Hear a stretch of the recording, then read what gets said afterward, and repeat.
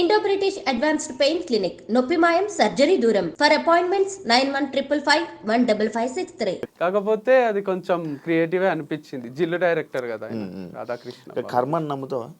ఇప్పుడు నమ్ముతున్నా. నా కర్మ నమ్మాల్సి వస్తుంది. ఏం చేయాలన్నా కూడా ఇంతకన్నా వర్స్ట్ కర్మ వనకన్నా ఉంటుందా అనిపిస్తుంది ఒక్కొక్కసారి. ఏం చేసినా, ఎటు నుంచి చేసినా ఏదో ఒకటి సక్సెస్ అవుదాం అనుకున్నా, ఎటు నుంచి ఒక దగ్గర నుంచి ఏదో ఒకటి వస్తుంది, గివప్ ఇయ్యాల్సే వస్తుంది. గివప్ కూడా ఇయ్యరాదు అని పోరాడుతున్నా, కానీ దానివల్ల పైసలు ఖర్చు అవుతున్నాయి తప్ప ఇంకేం వచ్చేది లేదు. సో పర్సనల్ లైఫ్ కూడా చాలా ఇష్టం ఉంటుండే, భార్య, 2 పిల్లలు, వాళ్ళు స్కూల్కి పోవడం, ఏవో ఎంచుకున్నా, అది లేదు. వంశీ ఫార్మ్స్ కూడా సరే ఇది ఉంటుంది ఇక మనకు డబ్బులు వస్తాయి, ఇట్లా చేసుకోవాలి అట్లా చేసుకోవాలని ఏవో ప్లానింగ్స్ ఉండే, అది లేదు. ఒకరోజు ఊరికే డిఫెండర్ కొంటున్నా అని పెట్టిన, ఎట్లుంటుందో రియాక్షన్ చూద్దామని. అందరు అప్లోళ్ళందరూ ఫోన్ చేసి డిఫెండర్ కొంటున్నావా మాకు ఇవ్వకుండా అని, లే ఊరికే పెట్టిన 2 years తర్వాత కొందామని అని చెప్పిన. వేరే వాళ్ళు కూడా అనుకున్నారు, బ్రాండ్ అంబాసిడర్స్ వాళ్ళు వీళ్ళు కూడా కొనేస్తున్నారా అండి, బాగా వస్తున్నట్టున్నాయి సేల్స్ మా వల్ల అనుకున్నారు, కానీ అక్కడ ఏం వస్తలేవు అసలు. సరదా టెస్ట్ వేసావా? ఊరికే ఎట్లా రియాక్ట్ అయితే సమాజం చూద్దామని వేస్తే దానికి వీడు మా పైసలు తీసుకొని డిఫెండర్ కొంటాడు అని ఫీల్ అయినట్టున్నారు. నేత్ర దగ్గర నుంచి ఏమైనా కాల్ వచ్చిందా, ఈ వంశీ ఫార్మ్స్ క్లోజ్ చేస్తున్నావా అని చెప్పి క్వశ్చన్స్? లేదు అసలు రాలేదు. కాల్ ఏం రాలేదు, కాల్ మెసేజ్ అంటే మేము టచ్ లోనే లేము. పోస్ట్ డివర్స్ ఒక్క సెకండ్ ఒక్క రోజు కూడా టచ్ లో. మధ్యలో ఉండే వాళ్ళు ఏం నా మధ్యలో కూడా ఎవ్వరు మాట్లాడలేదు అసలు. జస్ట్ మా ఫ్రెండ్స్, రిలేటివ్స్ కొంతమంది ఫోన్ చేసిండ్రు అంతే. వంశీ ఉన్నాడా పోయిండా అని తెలుసుకుందామని. మీ వైఫ్ ఈ పాపము ఇలా తగలడం వల్ల ఈ ఫామ్ హౌస్ ఇలాగ అయ్యింది. ఎక్స్ వైఫ్ దాని ఈ పాయింట్కి మీరు ఇచ్చే సమాధానం?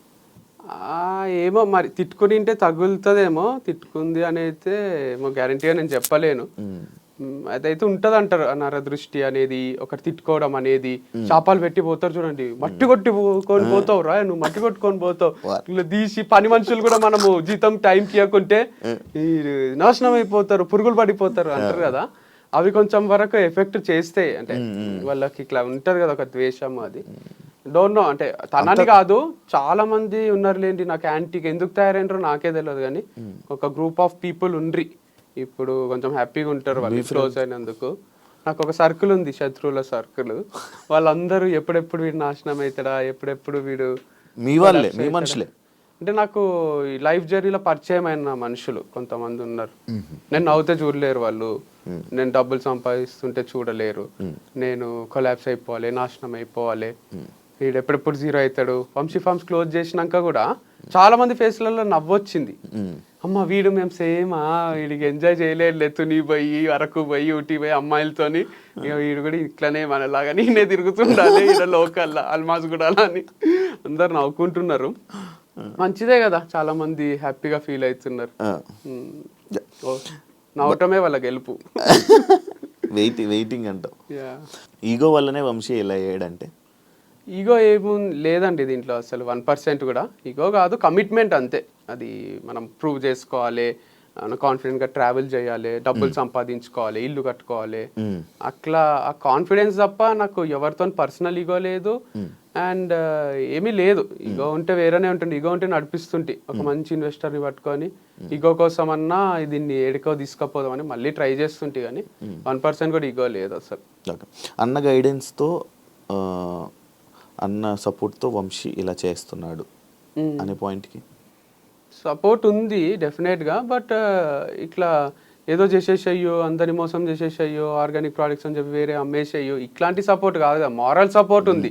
మూడు పక్కన ఉండి ఎప్పుడన్నా మానిటరీగా డబ్బులు ఏమైనా కొన్ని అవసరం పడితే ఇవ్వడము, లేదా మారల్ సపోర్ట్, నేను లో అవుతున్నప్పుడు వంశీ లైట్ తీసుకో అని చెప్పడం, అంతవరకే ఉన్నాడు తప్ప మా అన్న సపోర్ట్ చూసుకొని చేయడానికే. ఇప్పుడు మా అన్న ఏమి చీఫ్ మినిస్టర్ కాదు, ప్రైమ్ మినిస్టర్ కాదు, మా అన్న నాకు ఒక బ్రదర్, కొండంత ధైర్యం ఉంటది అంతవరకే తప్ప నా దగ్గర పవర్ ఉంది అని ఏం చేస్తలేను నేను.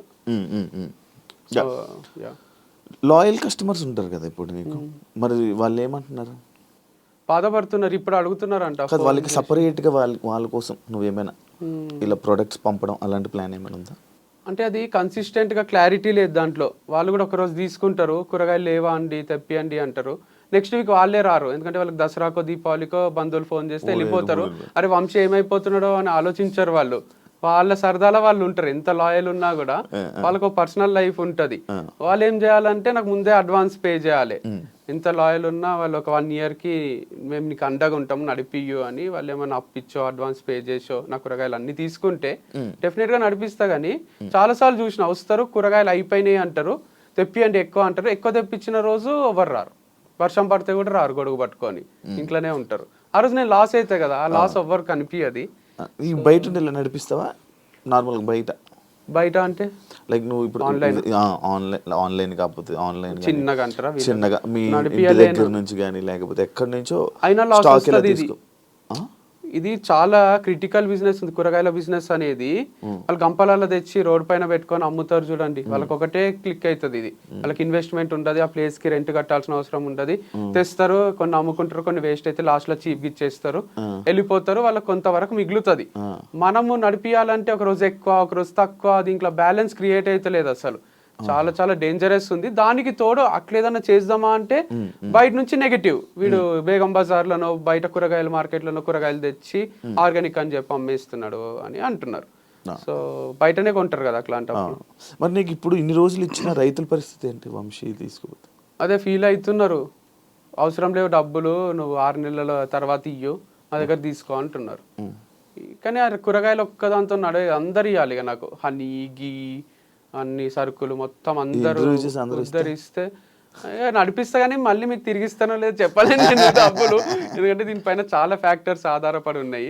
రెంట్ కూడా కట్టేసేయండి ఎవరో ఒకరు, మరి గచ్చిబౌలి స్టోర్ కి 6 నెలలు కట్టేస్తే గివ్ అప్ ఇచ్చినందుకు ఫీల్ అయిన వాళ్ళందరూ నాకు ఏమైనా సపోర్ట్ చేయాలనుకుంటే అప్పులు తీర్చేసి రెంట్లు కట్టేసి, మీకు ఎకరాల భూములు ఉంటే చాలా మందికి, మేమంటే అన్న అమ్ముకున్నాం, కానీ మీకున్న వాళ్ళు అరే వంశీ బాధపడితే మేము చూడలేము, కళ్ళల్లో నీళ్ళు వస్తున్నాయి అనడం కన్నా, నాకు కన్నీళ్ళు తుడవడం కన్నా ఎప్పటికి రాకుండా చూసుకోగలరు మీరే రెంట్లు కట్టి సరుకులు ఇచ్చేసేస్తే నేను కూడా ఎంజాయ్ చేస్తా. మళ్ళీ తుని పోయి ఊటీ పోయి మీరు అనుకున్నట్టు అమ్మాయిల ఫామ్ నడిపిస్తా. అమ్మాయిల ఫామ్ అవుతుంది పోట్లే. ఇప్పుడు స్టాఫ్ని ఎప్పటి నుంచి ఆపేసావు? ఎంతమంది స్టాఫ్ ఉండే? స్టాఫ్ ఒక 10 to 15 మెంబర్స్ ఉన్నారు. ఏమని చెప్పినా ఇట్లానే చాలా కోషిష్ చేసిన, చాలా స్ట్రగుల్ అవుతున్నా కదా, మీకు కూడా తెలుసు కదా చెప్పిన, అందరు సపోర్టివ్ ఉన్నారు. వాళ్ళకు ర్యాపిడోలు స్విగ్గీలు నడుపుకునే వాళ్ళు కూడా ఉన్నారు దాంట్లో. మీరేం ఫీల్ కాకండి సార్, మేము ఏదో ఒకటి చూసుకుంటామని అంటున్నారు. సో నేను కూడా చెప్పిన శాలరీస్ అయితే అందరికి ఇచ్చేసిన, తర్వాత కూడా మీకు ఎప్పుడన్నా ఇబ్బంది అయినా నేను ఉంటా, లేదా 1-2 months లో మళ్ళీ ఏదో ఒకటి స్టార్ట్ చేస్తా, అప్పుడు మీ అవసరం ఉన్నా మీరు రావచ్చు మళ్ళీ అని చెప్పిన. వాళ్ళ కళ్ళ నీళ్ళు వస్తున్నాయి. మొన్న కార్ సర్వీసింగ్ చేపిస్తుంటే ఇట్లా నన్ను పట్టుకొని ఏడవ బుద్ధి అవుతుంది అందరికి. ఇక నేను కొంచెము నేను ఏడవలేక వాళ్ళని ఒక్కరినే ఏడిపియలేక ఆగిపోయినా, కానీ టప నీళ్లుగా ఆడుతున్నాయి వాళ్ళకు అందరికి. ఒక హార్ట్ బ్రేక్ ఉంది లేండి ఇది, నేను ఇట్లా చెప్తుంటే సింపుల్గా ఉంది, కానీ ఇది చాలా ఫ్యామిలీస్ కి ద్రోహం చేసిండ్రు. ఎవరు చేసిండ్రో కానీ నా ఒక్క ఫ్యామిలీకి అనుకుంటున్నారు, కానీ 10 ఫ్యామిలీల అంటున్నారు తగలదా అంటే వీళ్ళకి కూడా తగులుతుంది కదా.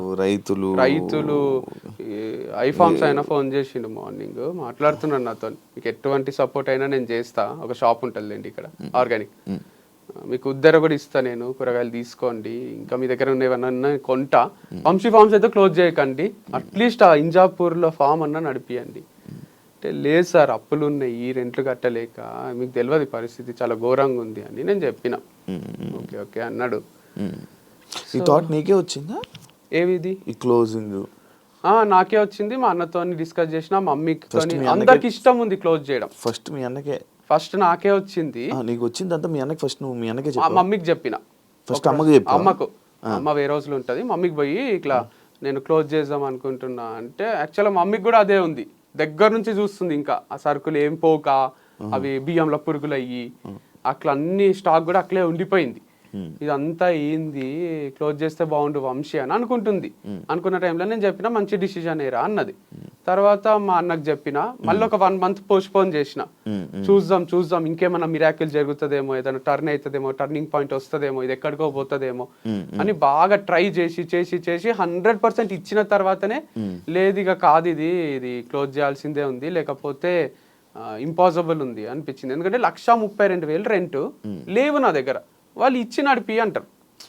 ఇప్పుడు 5 months అడ్వాన్స్ ఉంది కదా, నేను ఇంకా 2 months తర్వాత ఇస్తా సార్ అంటే వాళ్ళకు నువ్వు ఇవ్వాల్సిందే అంటారు. అడ్వాన్సే కరెక్టే వాళ్ళ పాయింట్ కూడా, కానీ నా దగ్గర డబ్బులు లేవు కదా, మీ లిఫ్ట్ వల్ల ప్రాబ్లం వచ్చింది, వీళ్ళ వల్ల ప్రాబ్లం వచ్చింది, కొంచెం టైం ఇవ్వండి అంటే వాళ్ళకు ఓపిక లేదు. నేనేం చేయాలో నాకు అర్థం కాలేదు.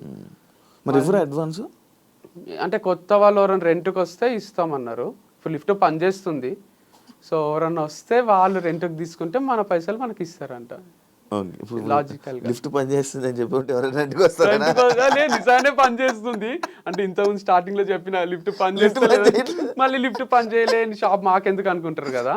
ఇప్పుడు పని చేస్తుంది కానీ అందరికి అది రిజిస్టర్ అయిపోయింది ఈయన దగ్గర లిఫ్ట్ ఉండదు అని, అందుకు కస్టమర్స్ వస్తలేరు ఇప్పుడు కూడా. ఎన్నో ఫ్లోర్ అది? 4th floor. 4th floor. చాలా డిఫికల్ట్ ఉంది లేండి అక్కడ. అది ఇన్స్టామార్ట్ కూడా ఉంది 2nd floor లో. బాయ్స్ ఎక్కి దిగి రెగ్యులర్ గా వాడుతూ ఉంటారు, రాళ్ళు పడుతుంటే దానివల్ల కూడా కొంచెం ప్రాబ్లం వస్తుంది. బ్రో ఒక పాయింట్ ఉంది,